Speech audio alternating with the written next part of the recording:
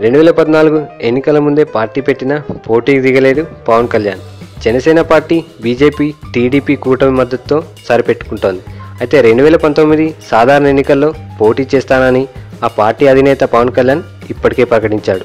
ఇంతకీ ఆ పార్టీ 2019 ఎన్నికల్లో అన్ని స్థానాలకు స్వతంత్రంగా పోటీ చేస్తుందా, లేదా ఇప్పుడున్న అధికార ప్రతిపక్షాలతో జోడీ కట్టి ఏదో కూటమిలో చేరి కొన్ని స్థానాల్లో బరిలో దిగుతుందా అన్నది ఇప్పట్లో తేలేలా లేదు.